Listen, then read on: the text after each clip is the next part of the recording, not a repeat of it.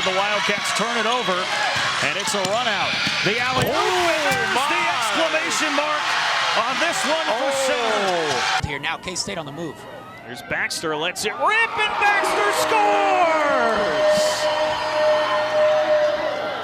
What a shot by the senior Christina Baxter on senior night, her first goal of the season. 1st and 10, Kurtz somehow gets the handoff to Wilson, and the bowling ball rumbles down the center of the field. He cannot be stopped, touchdown! Line drive, over the glove of Klein and into right field. K-State takes the lead on the RBI base hit with 2 outs from Thomas Hughes. Devaney drives in, kick out, Green needs to get it up, spins, fires. Oh, got it! Whoa. He got it! He got it! Is it a 3 or a 2? Is it a 3 or a 2? Brennan Scanlon says it's a 2. The officials say it's a 3, and we are going to overtime.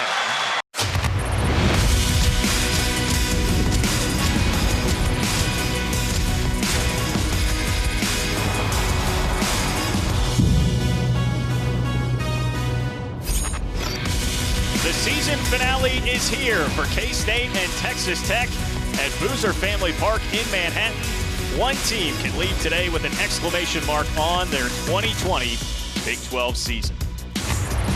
John Kurtz and Oscar Montenegro with you here in Manhattan. COVID has made life very difficult on everybody in the Big 12 and across the country. The preseason Big 12 favorite Texas Tech Red Raiders appear to be rounding into form, winners of 2 of their last 3.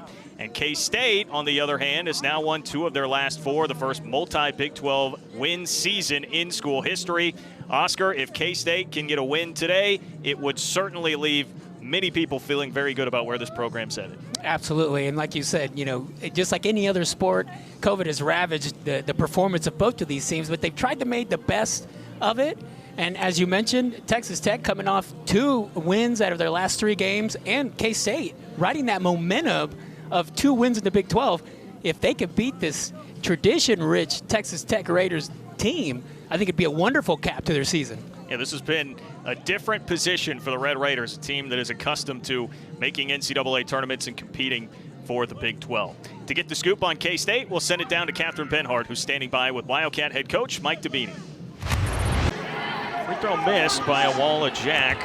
She's a JUCO All-American from Kirkwood Community College, part of that 10-member newcomer class, and has started 2 of the first 3 games, has 4 points. UMKC still within a possession. Williams, back from playing 2 volleyball games this weekend there, has been quiet in the first quarter. Beard, nice move to her right. The shot is off, and a loose ball foul going for the rebound. It's on the Wildcats. And the emphasis right now to get those isolation looks one-on-one on the low block for these wings and the post players. Beard with a great opportunity, just couldn't get it to go, and then you have the loose ball foul, so you don't want to compound the miss with another mistake. That goes back playing smart, understand the situation. This team's got to continue to work through some of those hiccups. UMKC would be wise to get Erica Mattingly involved. They have not been able to, but what do I know? There's a bucket by a Jack rolling to the hoop. She's been UMKC's best player so far with 6. Well, we've seen her 3-point range, but also the ability to put it on the floor and create. If there's no help side defense, they're going to give great penetration lanes right to the rim. Williams in a high post for the Wildcats, leading by 1. And ring it up for Goff. And patience by Kayla Goff to move without the basketball and make herself available. She knows even when she gives it up from that point position, she's going to get a chance to score and get it back. Only her 2nd 3-pointer of the year so far. It puts K-State up by 4, tied for their large lead. Mattingly works it around the high screen, pulls up, and another air ball. Tough rebound inside for the stick back. V-Hill with 5. And bailed out by the tough shot from Mattingly. Another loose ball rebound goes UMKC's ways, and they're able to score. Those are the possessions K-State has to have.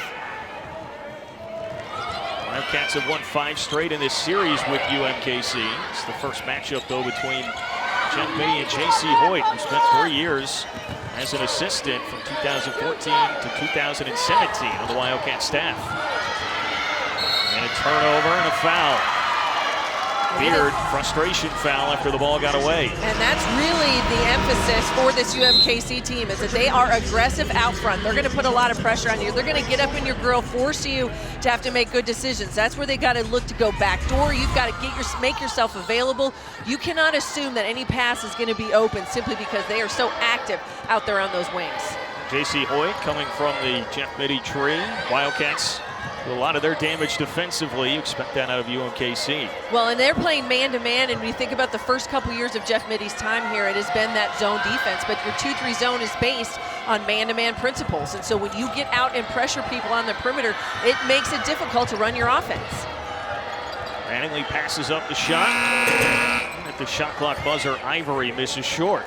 Now Mattingly continues to still be scoreless for this UMKC team, and if you had asked J.C. Hoyt if they could be in this game midway through the second quarter and her not having scored, I think she'd be pretty happy so far. Well, Mattingly 0 for 6. Still no problem for UMKC, in part because they have forced 7 turnovers. And Soriano in the post will be called for a travel, the 6'5" junior forward, tallest player on the roster. Averaging about 10 points and 8 boards a game last season. Limited minutes here so far. I think because of a lot of those newcomers, her role has changed, but her size can be a factor here today against K-State inside in that post. It's interesting with Moore, too, who was an all-WAC selection preseason. She has struggled so far statistically. Carr off on the jumper, UMKC. Chance to tie or take the lead. Well, and a lot of that is simply about running the system, a little bit different looks, knowing what they had on their roster last year to what it looks like this year with some different types of players. Putting in some new things, it will be limiting for certain players, but also allows others to develop. Soriano couldn't hold on to it. Carr, coast to coast. Layup good, count it, and the foul. That's a big-time play right there by the freshman, being aggressive on the break to be able to take it and go right at the defense. So much of it is about the ability to score, finish on contact, and that's exactly what she did. Ajax there late.